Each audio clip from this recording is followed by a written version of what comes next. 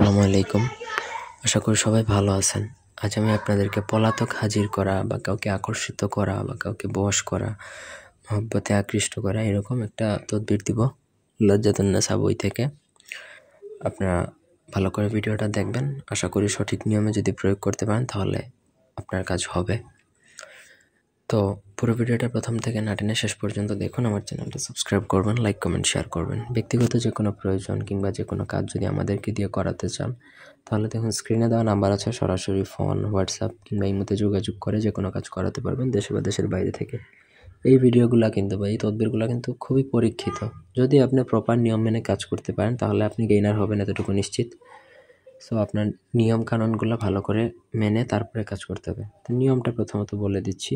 যদি কোনো প্রেমিক প্রেমিকা বাড়ি হতে হারিয়ে যায়, কেউ যদি পালিয়ে চলে যায় অথবা ওই বাড়ি থেকে পাওয়া যাচ্ছে না কাউকে, কিংবা আপনি কাউকে ভালোবাসেন সে দূরে থাকে, এখন আপনাকে পাত্তা দিচ্ছে না, আপনার স্বামী স্ত্রীও হতে পারে, সেক্ষেত্রে মনে করেন চলে গেছে কিন্তু এখন আর আপনার কাছে আসতে চাচ্ছে না, এমন অবস্থা যদি তৈরি হয় তখন আপনি তার উপর এটা প্রয়োগ করতে পারেন।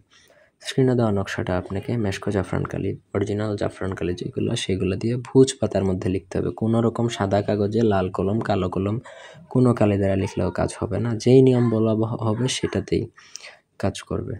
নকশা লিখবেন, নকশার নিচে দেখুন প্রথম ফালান, সেখানে মেয়ের নাম, দ্বিতীয় ফালানে মেয়ের মায়ের নাম, তৃতীয় ফালানে ছেলের নাম, তারপর চতুর্থ ফালানে হচ্ছে ছেলের পিতার নাম। এইভাবে নকশাটা লিখতে হবে। আর আলা হুব্বু এটুকু যেভাবে দেওয়া আছে সেইভাবেই লিখতে হবে।